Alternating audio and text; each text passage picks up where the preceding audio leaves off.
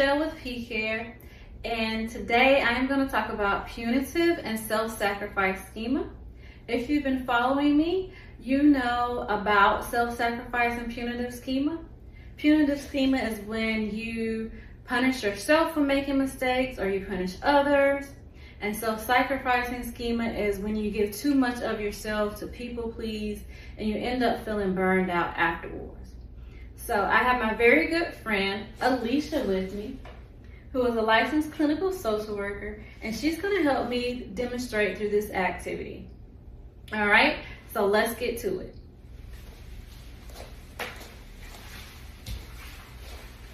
All right, gotta pick up these things because we're going on vacation. All right, sorry, let me get filling the buckets up. I might need a little help.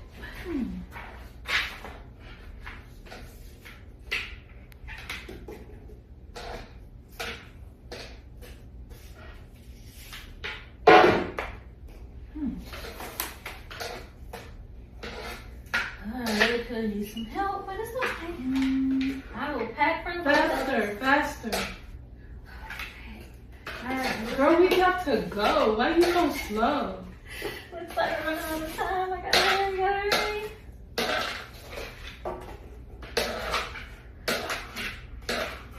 Could you go any slower?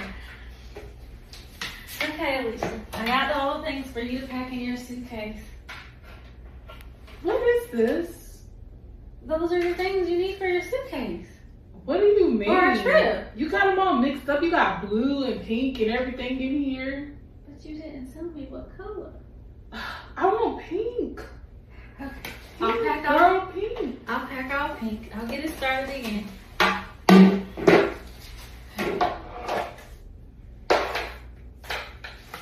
Getting all the pink ones. Nope, no blue. Hurry. Yeah. Pink. Come on, pink. Yeah. It's so hard to get That's the pink ones. I need to move faster. Oh my God. We're gonna leave next weekend. Jeez. Pink. I got all pink. Now you got all pink, but why is the pink in the blue basket? That don't match. I'm all about matching. You know this. See, I have one pink. Okay. Pink basket. I got it. Pink noodles. I Right? gotta pay attention. Okay. Pink in the pink basket. Yep. Alright, and I gotta do this. I'm gonna take a break though. I'm getting a little dizzy. It's hot. No breaks. Come on, cause we got to go. No breaks.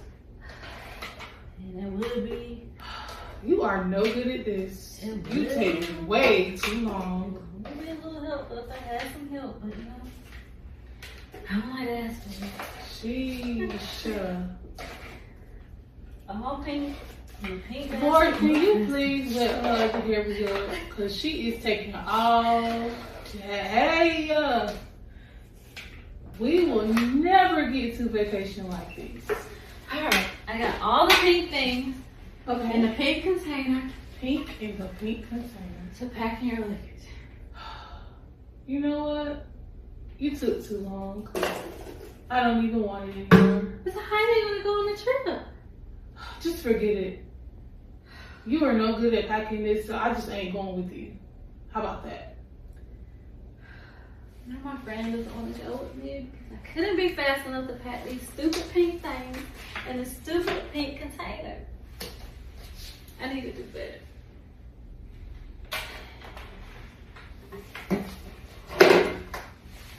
All right, you guys, that was our demonstration of self-sacrifice and punitive schema. So as you can see in our little skit, Alicia and I were going on a vacation, and I had to sort through all the pieces on the floor to get us ready to get packed. That was the self-sacrificing part. I wasn't worried about my own things I needed packed. I was focused on helping someone else. That's the self-sacrificing part. But as you also notice, I was beating myself up a lot, and there were a lot of negative comments from over here while I was packing. That's the punitive part. When you punish somebody for making mistakes, or when you talk bad to yourself because you made some mistakes. So let's talk about that a little, Alicia. Well, I picked the nicest person in the world to try to be me. So what was that like being punitive? It felt horrible. It felt like I was hurting myself just to say negative things to Rochelle in that moment. Because yeah, like I don't want to be mean to anybody at all. Like that's just not natural. You know, but I feel like, just kind of talk about, I feel like sometimes we're more naturally mean to ourselves than we would ever be to anybody else. Right. Yeah, because I could see myself kind of, in some instances, maybe in my own mind, beating myself up for things. But I would never do it to anybody else. So yeah. When I was like putting together this activity, I'm not the best actress, so but when I was putting together this activity, I started thinking about relationships and friendships that people get in, and there's a lot of self-sacrificing, and there's also a lot of punitiveness, especially in the unhealthy relationships. Yeah, for sure. Sometimes people, and I put the hoops up there, that's supposed to be symbolic, y'all. I put the hoops in there because sometimes people will jump through hoops to either, you know, in romantic relationships, keep a person, attract a person. Yeah. They will abandon themselves, their morals. Yeah. That self-sacrificing. Self-sacrifice doesn't always have to be physical. It can be emotional and spiritual too. Sacrificing who you are to your core. Yeah. So that you can keep someone. Somebody else, yeah. But in return, you lose yourself in the process. Right. Yeah. I would say that I felt under pressure, even though I knew we really weren't going anywhere. Yeah. I felt under pressure and a little frazzled trying to get all these pieces and trying to get it fast. Like I could sort through them if I was going at my own pace. But when you said fast, I was like, oh God, now I gotta speed it up. Now I gotta speed it up.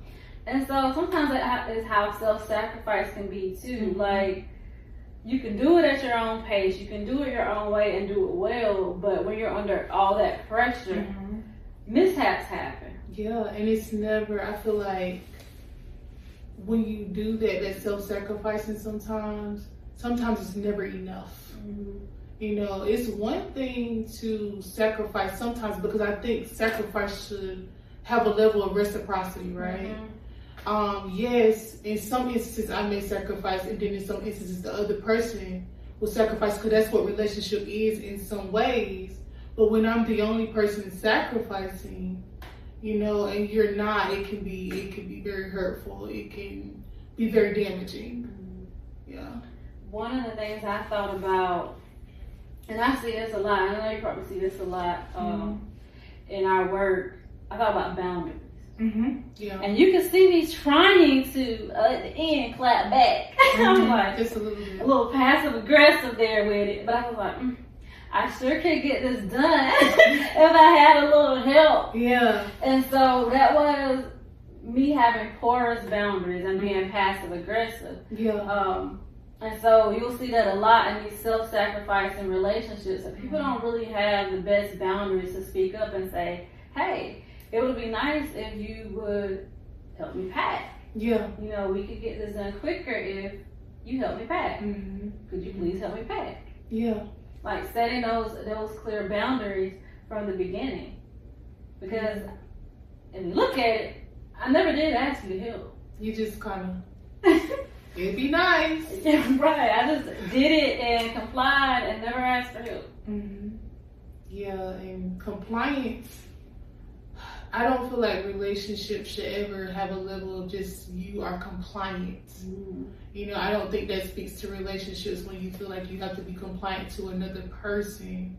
It should always be, like I was talking about earlier, the reciprocity and working together to accomplish certain goals, and a level of, for lack of better words, I care for you, you care for me type of thing.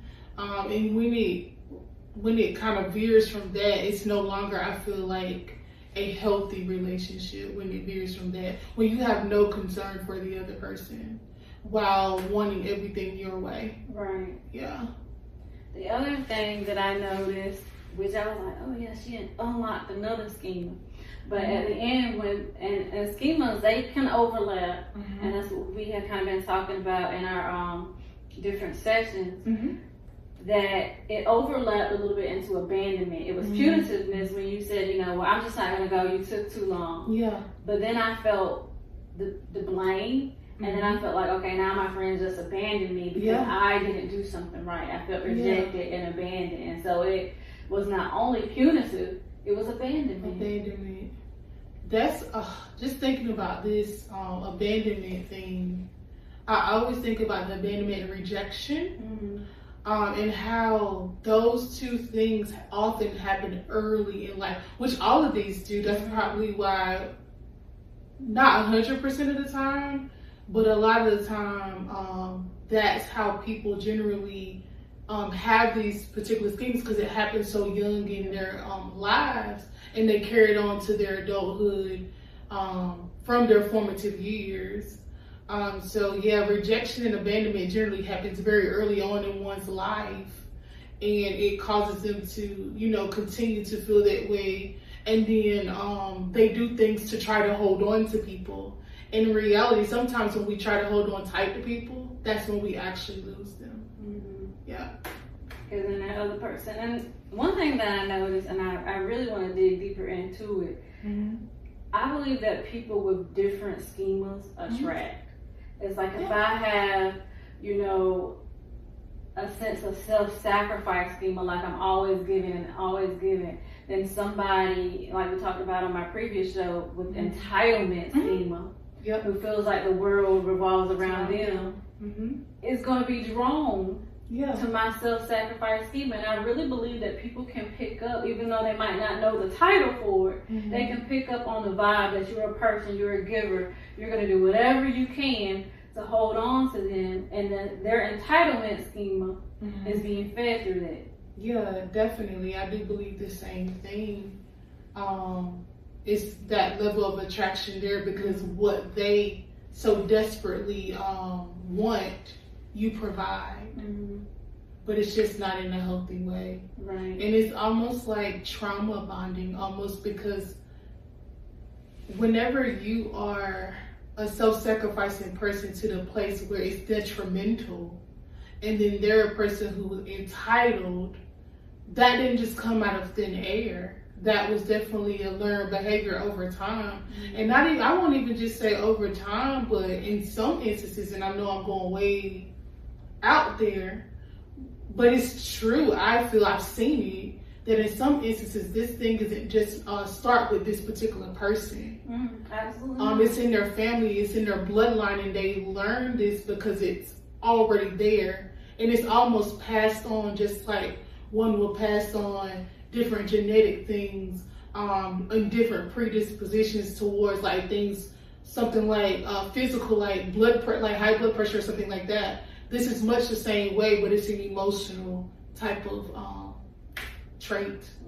Core beliefs and schemas, they are developed early on, because when we think about our identities during that time period, it's shaped by the people that we're around. And so when you think of during childhood and adolescence, who are you mostly around? Family. You don't have that much exposure to other people. And so if your family members or people close to you have a certain schema, you're going to either learn through learned behavior or how they treat you. Yeah. And so a lot of it, not that we blame a parent, but a lot of it can be traced to early upbringing, because you didn't get an unmet emotion, you had an unmet emotional need. Absolutely. Whether it was love and safety, whether it was self-expression, there was a need that was not met, and so these schemas were formed. Yeah, and that's how you meet that need in a not so healthy way. Yeah, and I often tell people schemas are tricky. Like, one, they are buried deep into their trigger. So people just go through life, and then they get in a relationship that triggers something, and they can't put their finger on why that is being triggered. or they're in a situation at work and it triggers something and they don't know why that thing, like imposter syndrome. Now we're getting into other schemas, but anyway, imposter syndrome, that comes from unrealistic standards. Yeah. Like you have such high expectations that you feel like you have to be perfect at things, but yet you feel like you don't belong. Yeah. But getting back to these schemas, because we touching on all of them, but this is good. The punitiveness. A lot of people, towards the end, not only was I, beating up on myself, but I was getting a little snappy too at you. And so I wanted to demonstrate that a little bit, is that even though when it's done to us, like that learned behavior, we can sometimes do it to other people. Absolutely.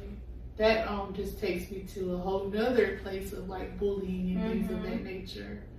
Because now I may be the person that's has less power in the situation, and I'm allowing you to treat me a certain way because I feel like less than, or like I have to do something in order for you to be my friend.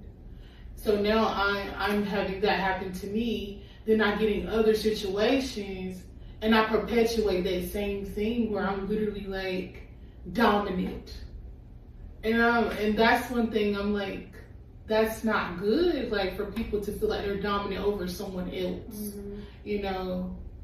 Yeah, dominance is no good, especially not in relationships, for sure. And then to feel like, I put these two together because to feel like you're doing all that you can, and then whether you're doing it to yourself, like punishing yourself, or whether somebody else is, punishing you for getting it wrong. And I don't want to give anything away, so I'm sorry, spoiler alert. There's a movie called Housemaid. Oh. And I'm just giving a little snippet. But this guy, he was perfect, wealthy, and he got married, and he seemed like a Prince Charming. We know those, tendencies, those narcissistic tendencies. He was all of that, but he was also kind of psycho. And whenever his wife would make the tiniest mistake, he would aggressively punish her. Like if she dropped a plate, it was it was a tiny mistake and it wasn't even a mistake, it was just she did something that was not his preference. He wanted her to get her hair done on a certain day and dye her roots. She rescheduled the appointment because she had something else to do. And because she made that mistake, he had to teach her that mistakes had consequences. That was the most extreme case of punitive schema. He felt like he had to punish her to teach her a lesson. That kind of, I already told y'all, spoiler alert. So that kind of plays into what you said. Where does that come from? We see throughout the movie where it comes from. Someone had done that to him. And he learned that. He didn't feel good enough because of the punitive schema. So he inflicted that onto other people. And so that was like the perfect example. If you guys want to go see it, it's a very good movie, Housemaid. But I already kind of gave y'all some of it, but I didn't spoil all of it.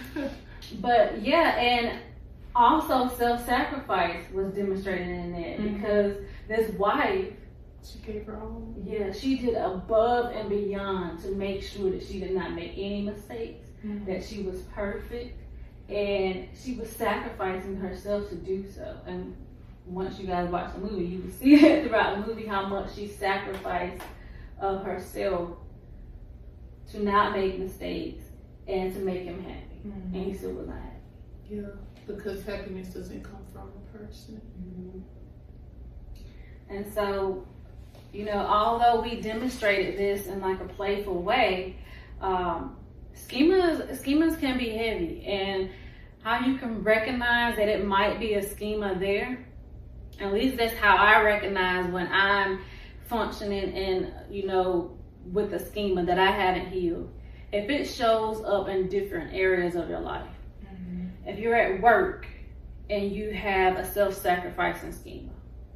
If you're in a relationship and you still have a self-sacrificing schema, and if you're in your friendships, if you're at church and you're the one doing all the things and know you're tired, and you're volunteering to be a part of every single ministry, not being able to say no, there might be a self-sacrificing schema, because the theme is you're not setting boundaries in different areas of your life that's self-sacrificing.